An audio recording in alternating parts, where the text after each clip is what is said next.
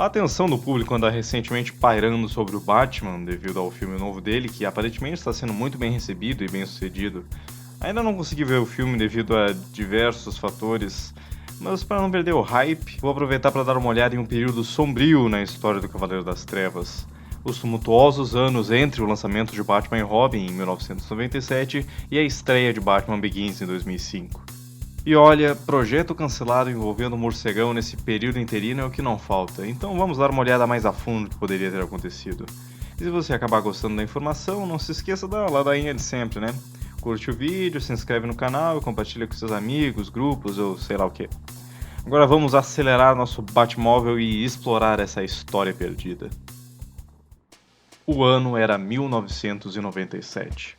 O processo de pós-produção de Batman e Robin estava sendo finalizado com o diretor Joel Schumacher, e o estúdio Warner Bros. Estava contando com que o filme fosse um sucesso, já que Batman Eternamente tinha sido e os executivos não viam motivo para a nova empreitada não repetir o mesmo feito. Talvez eles devessem ter olhado melhor para as intromissões forçadas feitas para vender brinquedo. Enfim, o estúdio estava tão confiante que antes mesmo do filme ser lançado já mantiveram Schumacher para que ele dirigisse uma sequência. Para escrever o roteiro foi abordado o escritor Mark Protosevich, que também escreveu rascunhos para Eu Sou a Lenda e Thor, além de ter sido um dos escritores chamados para uma versão de projeto de filme do Homem de Ferro, como eu detalhei no meu vídeo sobre o assunto. Schumacher e Protosevich trocaram uma ideia sobre a direção que o filme tomaria, escolhendo um tom mais sério do que os dois filmes anteriores, algo que Schumacher alega que sempre quis para uma sequência de Batman Eternamente antes de ter sido induzido pelo estúdio a fazer um filme mais leve e solto. O nome de produção do filme era Batman Unchained, que significa literalmente Batman desencadeado, mas imagino que a tradução oficial acabasse sendo algo como Batman livre ou algo do tipo. E o filme foi marcado para um lançamento em 1999. Schumacher chegou a falar, em entrevista com a Variety, pouco depois do lançamento de Batman e Robin, que o filme seria uma resposta à demanda dos fãs mais velhos e dedicados do personagem, ao contrário do filme anterior, que teve um foco mais família. O tema principal da história seria o Batman superando seus medos internos e enfrentando os demônios de seu passado. E eu vou dar um aviso aqui. Existe um roteiro completo circulando por aí que alega-se ser desse projeto, mas tudo indica que é falso. Esse roteiro também tem o título de Batman Triumphant, Batman Triunfante, que é um título errôneo dado equivocadamente ao projeto. Os detalhes reais que temos sobre a história do filme cancelado são, infelizmente, apenas produtos de entrevistas com Schumacher e Protosevich. Sabemos que os vilões principais seriam o Espantalho e a Arlequina, e ambos teriam certas mudanças e motivações paralelas. Jonathan Crane, o Espantalho, teria uma desavença pessoal com Bruce Wayne, enquanto a Arlequina receberia uma nova origem, sendo uma fabricante de brinquedos que descobre que é filha do Coringa e passando a odiar o Batman por ter sido responsável pela morte de seu pai. Essa dinâmica com os dois vilões desprezando separadamente as duas identidades do Batman é parecida com o que foi feito com o Duas Caras e o Charada em Eternamente. A respeito dos atores que interpretariam os dois personagens, Schumacher visitou as filmagens de A Outra Face para convidar Nicolas Cage para o papel de Espantalho. Parece que se depender do Cage, ele faria simplesmente todos os personagens de quadrinhos existentes. O músico Coolio, que teve uma breve ponta em Batman e Robin, também alega ter sido considerado para o papel. Já para a Arlequina, Protosevich chegou a almoçar com Courtney Love, que tinha interesse no papel e em começar uma carreira de atuação nessa época. A Batgirl aparentemente não estaria presente na história, e haveriam desavenças entre Batman e Robin que levariam à separação da dupla em certo ponto do filme. O Espantalho e a Arlequina descobrem que seus dois adversários são na verdade a mesma pessoa e planejam usar o gás do medo de Crane para levar o morcegão à insanidade e prendê-lo no asilo Arkham. Isso levaria a uma sequência que Schumacher queria que fosse uma culminação de todos os filmes até então. Batman começa a ter alucinações envolvendo seus pecados do passado, e ele é posto em julgamento pelo Pinguim de Danny DeVito, a Mulher-Gato de Michelle Pfeiffer, o Duas Caras de Tommy Lee Jones e o Charada de Jim Carrey, até ter um encontro final com o Coringa de Jack Nicholson. Imagina só a dinheirama que seria necessária para tornar essa sequência uma realidade. No final, Robin voltaria para ajudar Batman no confronto contra os vilões e a Arlequina teria algum tipo de redenção. O filme terminaria com Bruce Wayne viajando para Bali, para executar um ritual feito por monges, onde o indivíduo entra em uma caverna cheia de morcegos para mostrar que superou o medo, simbolizando a mensagem da história. No entanto, as peças não se encaixaram para que esse filme fosse produzido. A reação negativa contra Batman e Robin foi imediata, E quando Schumacher mostrou o roteiro de Protosevich para essa sequência aos executivos da Warner, a resposta foi que o roteirista havia escrito talvez o filme mais caro de todos. E é claro que com a recepção nada favorável de Batman e Robin, o estúdio não estava muito disposto a gastar dinheiro tão cedo com esse projeto. E depois de alguns meses o cancelaram, cortando o envolvimento de Schumacher e Protosevich. Mas nesse período, logo após Batman e Robin, mais alguém tinha interesse em se envolver em uma sequência. Uma jovem dupla de escritores novatos, Lee Shapiro e Stephen Wise. A dupla havia se encontrado com um executivo para falar sobre um roteiro original que tinham feito e o assunto acabou caindo no Batman. Os dois escritores acabaram tendo a oportunidade de lançar suas ideias para o estúdio e até escrever um roteiro completo. Esse roteiro acabou sendo publicado como um livro em 2015, então está disponível para leitura. E seu nome era Batman, Dark Knight, escrito desse jeito diferente mesmo. Também era um roteiro mais sombrio que os últimos filmes, e tem algumas semelhanças com a história idealizada por Schumacher e Protosevich. Não se sabe se foi porque Shapiro e Wise tiveram acesso ao roteiro anterior ou informações acerca dele, ou se é coincidência mesmo. O Espantalho novamente seria o vilão, e dessa vez com um morcego humano servindo como antagonista secundário.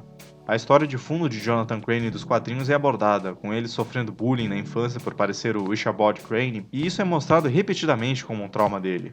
Mas aqui ele também sofre de uma doença que o impede de sentir dor física. Crane trabalha como professor e pesquisador na Universidade de Gotham, além de ser um psiquiatra do asilo Arkham, onde ele usa pacientes como cobaias em seus experimentos de gás do medo. Na universidade, ele compete com Kirk Langstrom para receber uma doação da Fundação Wayne para pesquisas e acaba tentando matar o colega, mas isso só leva à transformação de Langstrom num morcego humano. Bruce Wayne se aposentou do manto de Batman, ficando desiludido com a sua capacidade de causar medo nos criminosos. Dick Grayson está na faculdade, mas continua agindo como Robin a certo ponto e tem aulas com Jonathan Crane. Dick acaba tendo desavenças com Crane durante uma aula e o professor resolve usá-lo como cobaia. Enquanto isso, o morcego humano está solto em Gotham e ataca inocentes, e o Batman é culpado por isso. Bruce decide vestir o traje mais uma vez para investigar, enfrentando a criatura sem muito êxito. Dick é afetado pelo gás de Crane durante uma festa de Dia das Bruxas na universidade, e enquanto temos uma pequena referência, ou seria uma ponta, a Canário Negro, ele começa a ter alucinações com o Espantalho, e depois com sua família morta. Ele tem um surto e é socorrido pela Canário, e acaba sendo enviado para o asilo Arkham sob os cuidados de Jonathan Crane. Bruce tenta levar Dick de volta para casa, mas não consegue de início, o levando a investigar Crane. Enquanto isso, o morcego humano começa a recobrar a consciência e lembrar-se de quem é, e Crane é demitido da universidade e de Arkham, tendo flashbacks da sua infância no processo. Com Crane demitido, ele jura vingança e se torna de vez o Espantalho. Dick é liberado do asilo e se reúne com Bruce, reformando a dupla Batman e Robin. O morcego humano, já lembrando que é Kirk Langstrom, decide se vingar de Crane. Isso tudo leva a um confronto onde Batman e Robin enfrentam o Espantalho e o morcego humano. O Espantalho consegue lançar seu gás contra os outros três, mas seu rosto é arranhado e cortado pelo morcego humano, e as cicatrizes são a versão do roteiro da máscara dele. Depois desse confronto, o Batman consegue deduzir a identidade do morcego humano, que decide visitar sua esposa Francine mesmo transformado na criatura, e eles tentam chegar a uma cura. O Espantalho ataca Bruce com um gás novamente, mas depois das alucinações, ele acaba finalmente se abrindo com Dick e os dois ficam mais próximos. Logo depois, o Espantalho ataca o asilo Arkham e libera todos os detentos, com uma participação da Arlequina como uma das doutoras feridas na fuga. O morcego humano e o Espantalho se enfrentam novamente, com Batman e Robin tentando alcançá-los. Robin consegue convencer Langstrom a não matar Crane, mas depois de ser derrotado pelo Batman, o Espantalho acaba se matando. No final, Langstrom é curado da condição de morcego humano, Dick se despede amigavelmente de Bruce para tomar seu próprio caminho, o comissário Gordon recebe o Batfone vermelho e temos um gancho com o Chapeleiro Louco. Shapiro e Wise estavam entusiasmados com o roteiro, pensando até em planos para mais sequências, mas não receberam nenhuma resposta da Warner Bros. Em 2 anos de espera, igual a Santa Casa jogando seu currículo no lixo sem nem olhar. Depois de insistirem muito, em 2001 finalmente receberam um retorno, sendo informados de que o estúdio decidiu recusar o roteiro e pretendiam recomeçar a franquia de filmes do Batman sem nenhum apego à continuidade de Tim Burton e Joel Schumacher. Uma constante que permaneceu mesmo assim foi que a Warner Bros. Ainda tinha como objetivo um produto mais sério e sombrio, considerando o tom galhofa de Batman e Robin como o fator principal em seu fracasso. Lá por 2000, 2 projetos envolvendo o morcegão estavam em consideração simultaneamente dentro do estúdio.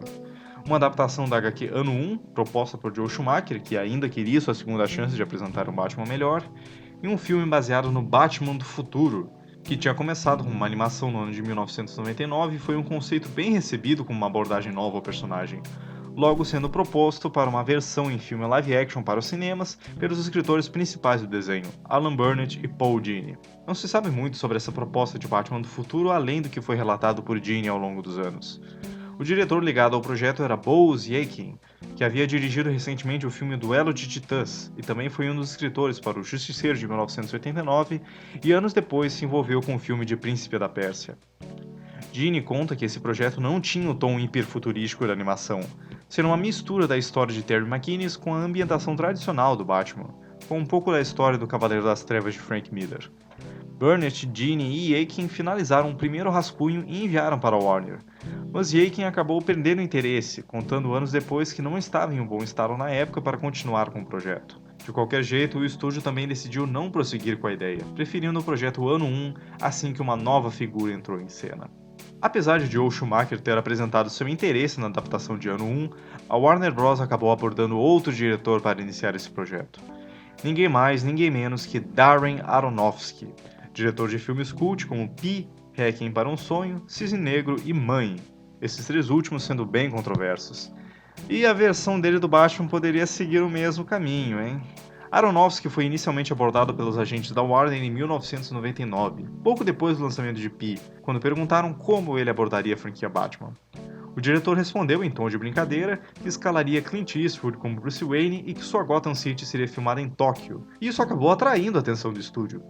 Em 2000, Aronofsky estava firme no cargo, com seu projeto posto em desenvolvimento na Warner, e Frank Miller, o próprio escritor do Gibi Ano 1, foi convocado para escrever o roteiro. Aronofsky e Miller já tinham colaborado antes de uma tentativa de adaptação da HQ Ronin, então já se davam bem. Ainda seguindo a linha de ter um filme mais sério que Batman e Robin, Aronofsky queria ir bem além na direção oposta, apresentando uma história decididamente adulta, com alta violência e temas mais maduros. O roteiro acabou sendo vazado e está disponível por aí para quem quiser dar uma lida. A história básica segue bastante a HQ Ano 1, com o roteiro de Miller usando algumas cenas palavra por palavra, mas existem algumas diferenças bem grandes.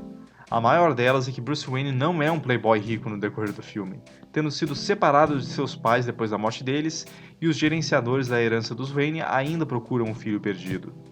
Bruce foi adotado por um velho chamado Big Al, que já está falecido no início da história, e vive com um filho mecânico dele, Little Al, que é descrito como um, abre aspas, homem negro enorme, fecha aspas. Bruce é caracterizado como ter uma raiva engarrafada dentro de si, que ele consegue finalmente descontar quando se torna um vigilante. Ele mora perto de um prostíbulo onde Selina Kyle trabalha, e seu primeiro ato de vigilantismo é enfrentar um policial corrupto no local, que acaba sendo morto e Bruce foge para não levar a culpa. Isso leva a tentar adotar uma metodologia, inicialmente com um traje colorido feito com equipamentos de hóquei, e depois o traje de Batman. Muitos relatos sobre o projeto afirmam que não haveria traje nesse filme, mas o roteiro mostra que isso não é bem verdade e também existem artes conceituais. O Batmóvel aqui é um carro comum tunado que Bruce usa para se locomover sem ser percebido, em vez de um carro temático com asas de morcego. Bruce também leva um tempo para pegar o jeito de enfrentar criminosos, tendo algumas sequências onde ele apanha para bandidos no início antes de completar sua transformação em Batman. E o surgimento dele inspira Selina a se tornar a Mulher Gato. O resto da trama já é mais parecida, quase igual com o gibi. Temos aquele grande foco em James Gordon antes dele se tornar comissário, sua declaração contra os criminosos que acaba inspirando Bruce, e a sua investigação do Batman, incluindo a cena onde ele acusa Harvey Dent, que tem um papel expandido no roteiro. A maior diferença no enredo de Gordon é que a subtrama sobre a infidelidade dele com a esposa é cortada. Como na HQ, não há supervilões nessa história, o antagonismo sendo do crime organizado em Gotham e a história focando mais nas origens do Batman, Mulher Gato e o Comissário Gordon. A diferença é que aqui a corrupção na cidade não vem só da máfia e polícia corrupta, e se estende até o prefeito. Batman e Gordon formam uma aliança quando o vigilante salva o bebê do policial e eles enfrentam os policiais corruptos como na HQ. No final, Bruce reivindica seu direito da herança dos Wayne. O roteiro acabou indo longe demais na direção adulta e acabaria levando a um filme classificado para maiores de 18 anos.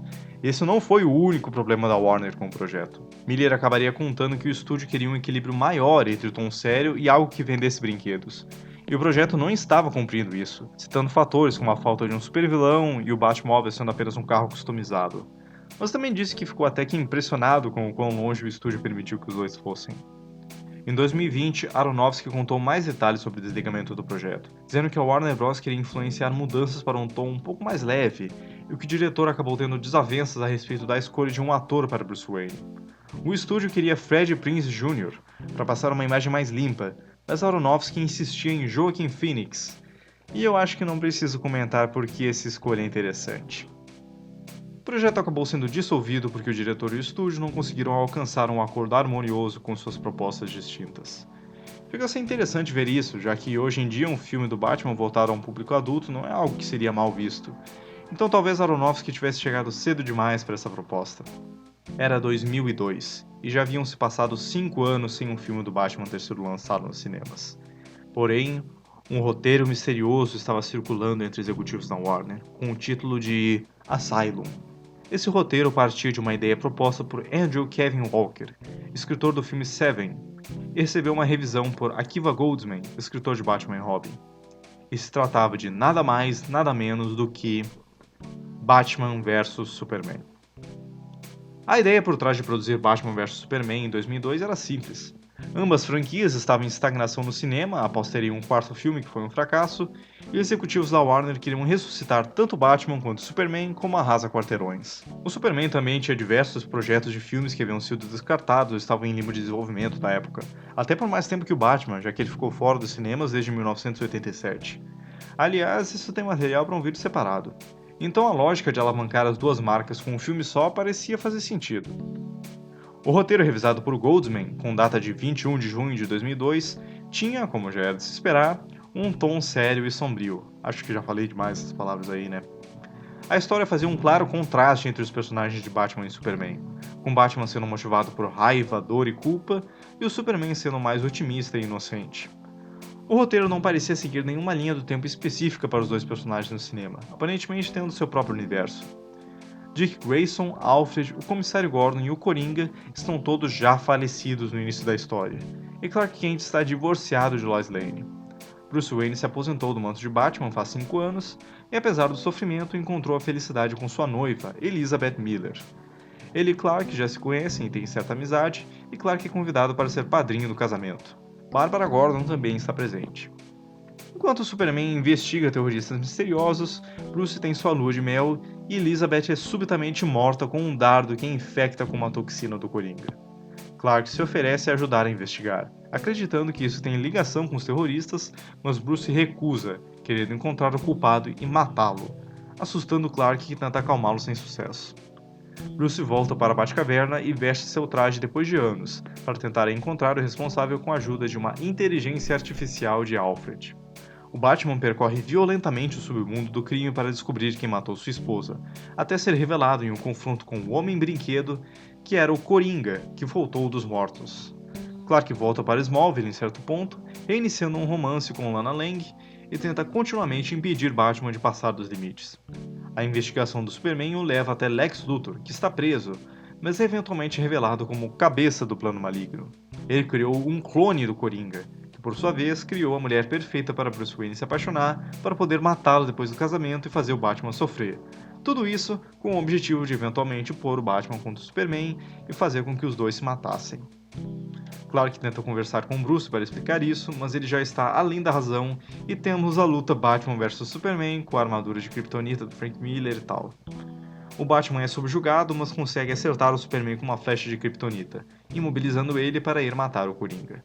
Quando o Batman vai confrontá-lo, o Coringa conta como Elizabeth trabalhava para ele esse tempo todo, desestabilizando o morcegão, mas o Superman volta bem na hora, ainda enfraquecido, e os dois heróis acabam se unindo contra o Coringa.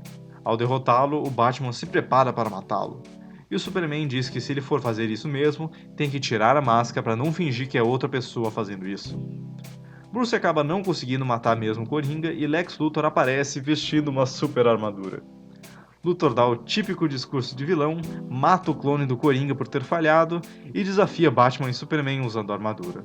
Eles derrotam Luthor, claro, e a amizade dos dois heróis é reatada e eles vão pro bar beber. O diretor Wolfgang Petersen, responsável por História Sem Fim e Troia, foi ligado ao projeto. Petersen afirma ter entrado em contato com Christian Bale e Josh Hartnett para oferecer o papel de Superman a eles, e o plano era começar as filmagens no início de 2003 para o lançamento em 2004.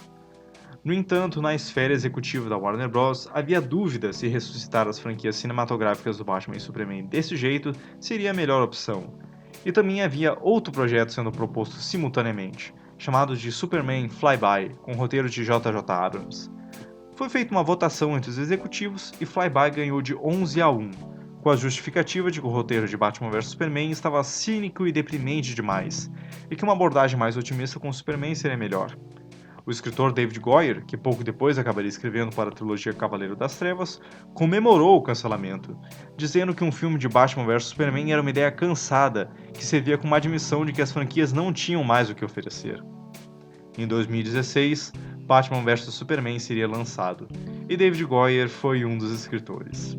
De qualquer jeito, nem essa versão de Batman vs Superman e nem Superman Flyby acabaram sendo produzidos, deixando a Warner sem nenhum lançamento de franquia planejado para o período de 2013 e 2004. Isso acabou levando à produção de Mulher Gato como uma rápida tentativa de ter um filme em cartaz em 2004. E vocês sabem o quanto aquilo deu certo. O estúdio continuou procurando por novas ideias de abordagens para o Batman, e um dos diretores que fez uma tentativa de contato foi Joss Whedon, conhecido por diversos projetos, incluindo a controversa reformulação do filme da Liga da Justiça. Whedon fez uma proposta bem nada a ver, envolvendo um vilão original inspirado no Hannibal Lecter que estudava com Bruce Wayne. Não se sabem muito mais detalhes que isso. Na mesma entrevista onde ele conta sobre essa proposta, ele fala mal do filme do Hulk por não ter nada a ver com os quadrinhos. É mole? Os executivos não se interessaram muito na proposta de Whedon e outro diretor entrou em contato com sua ideia para o Batman, para uma abordagem parcialmente inspirada no Superman de 1978, onde o personagem era inserido em uma ambientação realista, uma metrópole sendo filmada em cidades reais. A Warner Bros. Se interessou nas ideias desse diretor, pois cumpria todos os requisitos que queriam, equilibrando o tão desejado tom sério com um foco em um público mais amplo que renderia mais produtos. Esse diretor era, é claro, Christopher Nolan. E o resto, por bem ou por mal, é história. E aí, você achou interessante todas essas propostas descartadas? Tem algum desses projetos que você gostaria que tivesse sido produzido? Ou um que você fica realmente feliz que não foi realizado? Ou talvez eu errei alguma informação e você quer corrigir? Não hesite em se manifestar aí nos comentários. E se gostou mesmo do conteúdo, tente ajudar o canal a crescer compartilhando por aí. E se ainda não é inscrito, se inscreve aí. Muito obrigado por assistir e até mais!